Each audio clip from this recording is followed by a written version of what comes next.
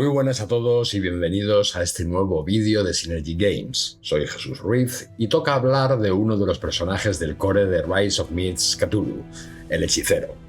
Nuestro querido Masé es con diferencia el personaje que mejor maneja los estados, y además de forma relativamente fácil y simple gracias a las mecánicas de estados que se utilizan en este juego. Pero su mayor virtud es a la vez su mayor desventaja, ya que su capacidad de ataque no es tan alta como la de otros personajes.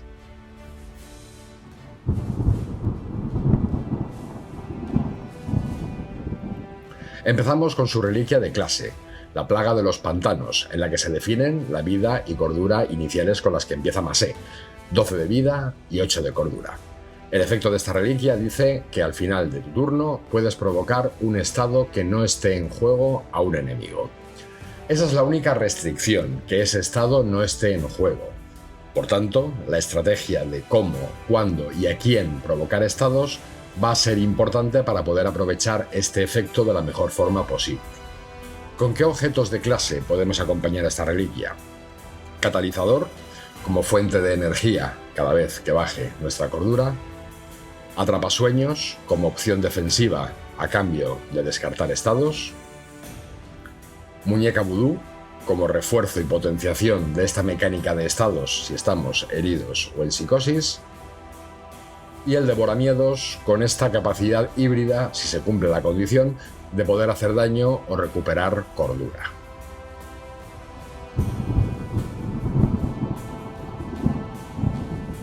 El mazo inicial del hechicero tiene dos particularidades. La primera, que cuenta con un poco de todo. Vemos que ya de salida dispone de cartas de ataque, defensa, mixtas de ataque y defensa, y una carta de habilidad. Y la segunda, que alguna de sus cartas tiene sacrificio. Sacrificio es un efecto habitual en Masé, que como buen manipulador de la magia de sangre que es, le permite ejecutar ataques o incluso causar daño directo a cambio de perder vida. Al utilizar estas cartas perderemos tanta vida como se indique en el sacrificio. El ejemplo más claro, así de salida, lo tenemos con Llamada de Sangre. Siendo una carta de coste 0, realiza un ataque 2, eso sí, perdiendo 1 de vida por efecto del sacrificio. Por supuesto, también dispondrá de formas de recuperar esa vida que pierde, como por ejemplo con Drenar Vida. Ya será, una vez más, cuestión de estrategia a la hora de jugar las cartas y sobre todo del orden en que se juegan. Ejemplo súper obvio, pongamos que tenemos la vida al máximo, ya sabéis que no podemos ganar vida por encima de ese máximo. Lo suyo es jugar primero Llamada de Sangre y después Drenar Vida, para recuperar ese punto de vida que perdemos. Porque si lo hacemos al revés, con Drenar Vida no vamos a ganar nada más, no vamos a ganar más vida, y luego la perderemos al jugar Llamada de Sangre. Así que tengamos cabeza y seamos prácticos. Como cartas de defensa, Madre Tierra, una carta regular, pero que nos permite robar una adicional, y Piel de Hiedra, que además de defendernos, provocará sangrado a los enemigos que pretendan atacarnos. Las cartas mixtas del hechicero son probablemente las más flojas, al menos de salida. Carga frontal tendría la parte positiva de combinarse bien con el objeto de clase catalizador que hemos visto antes, y rastro, que tiene un uso bastante circunstancial.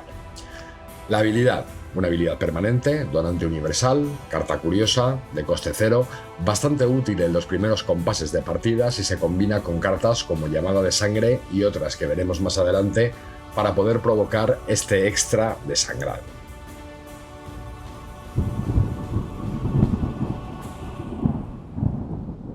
Pasamos a ver una muestra de las cartas comunes del hechicero, donde ya se empieza a notar su especialización en el manejo de estados y la diversidad y soltura con la que puede provocarlos. Ejemplos de cartas de ataque: Constructo de Ciénaga, carta con ataque 3, provoca debilidad 2 y tiene la parte negativa de ese sacrificio 1. Y Absorción, una carta de ataque 4, nos permite recuperar 1 de vida, pero perderemos 1 de cordura. Como cartas de defensa, Recursividad, defensa 3 y provocamos un estado, y Remanso, una gran carta defensiva, ya que casi siempre podremos hacer que nos dé ese extra de defensa para ponerla en defensa 5. Cartas mixtas, Policromía, una carta que es bastante situacional, ya que su poder dependerá del número de tipos de estado en juego. Ojo, tipos de estado, no estados en sí. Es decir, si en juego, por ejemplo, hay 3 sangrados y 2 prisiones, habrá 5 estados, con sus correspondientes tokens de estado. Pero tipos, como tal, solo habrá 2 en este ejemplo, prisión y sangrado. Por otro lado, hematominas, una carta, como veis, con muchísima versatilidad. Por último, algunas cartas de habilidad. Interiorizar, para potenciar bastante nuestras cartas con sacrificio. Concentrar dolor, que permite transformar los estados en daño directo, además de permitirnos recuperar cordura. Y aflicción, de corte totalmente defensivo, ya que convierte todos los estados de un enemigo a debilidad, además de provocarle esa debilidad adicional.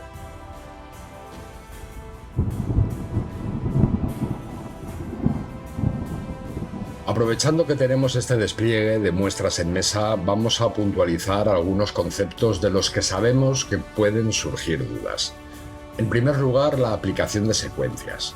Cada carta tiene uno o más efectos que se aplican en el orden de lectura de la carta, y lo hacen incluso aunque a mitad de aplicación ya haya finalizado un combate.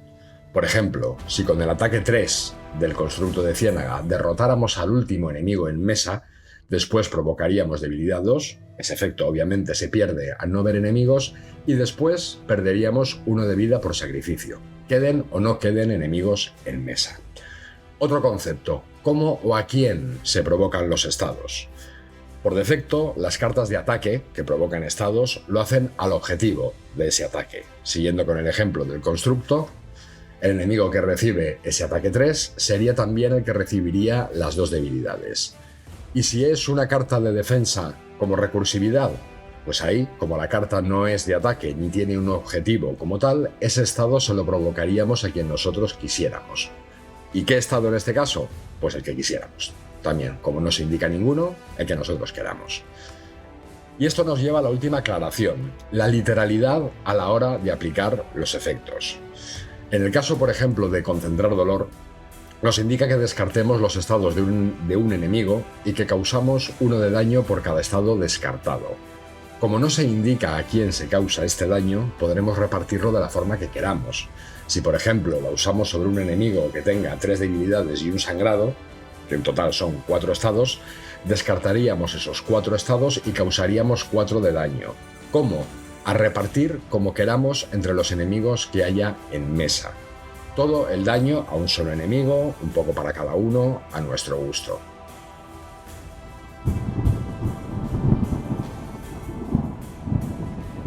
Como habéis visto hasta ahora, y más que vais a ver en adelante, el hechicero tiene unas mecánicas muy diferenciadas.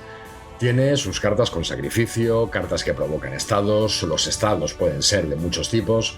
¿Qué ocurre con esto? Que está francamente bien, pero son demasiadas cosas las que debemos hacer si queremos que este personaje sobreviva y avance. Porque, por ejemplo, el detective puede orientar su build hacia ataques cuerpo a cuerpo o hacia ataques con arma, pero al fin y al cabo son distintas formas de atacar. Por ejemplo, también la poseída puede ser más o menos conservadora con el gasto de cordura. En definitiva, son personajes con builds, digamos, más convergentes. Pero el hechicero necesita muchas acciones para su viabilidad. ¿Y qué significa esto? Que en modo solitario, donde todo enemigo que haya en mesa va a ir a por nosotros, va a ser muchísimo más sufrido y complicado que si jugamos en cooperativo, donde tendremos mucho más margen de acción y de decisión.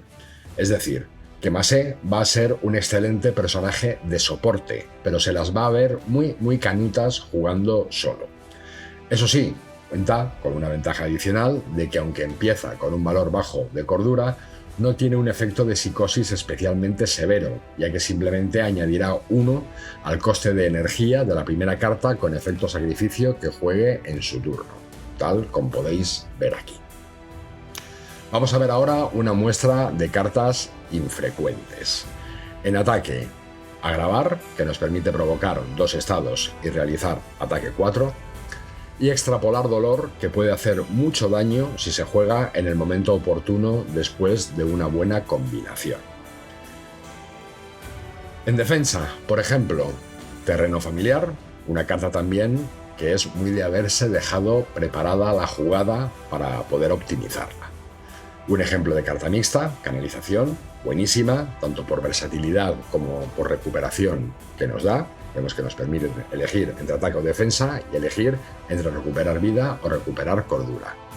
Y las cartas de habilidad, que aquí, más allá de la suerte que tengamos a la hora de que nos vayan saliendo las recompensas, necesitaremos tener mucho tino y mucho ojo con las elecciones que hagamos, según lo que decíamos antes, si jugamos solos o en cooperativo, hacia dónde estemos orientando la build. Si estamos en cooperativo, dependiendo también con qué otros personajes vamos a ir, de qué otros personajes vamos a ir acompañados. Todas estas cosas. Benevolencia, por ejemplo, es una carta maravillosa y mucho más si estamos utilizando varias cartas de sacrificio, ya que durante el turno no recibiremos daño de ellas. Florecimiento de sangre, una carta que además de convertir estados en daño nos genera un extra de energía. Muñeca maldita, la provocadora de estados por excelencia. E ilimitado, una carta súper importante si nos estamos orientando por encima de todo en ser una ametralladora de estados, porque todos los enemigos en el juego tienen un límite máximo de estados que pueden recibir, y o bien vamos jugando con ellos a base de convertirlos, gastarlos y demás, como habéis visto con alguna de las cartas anteriores, o bien directamente eliminamos ese límite usando esta carta.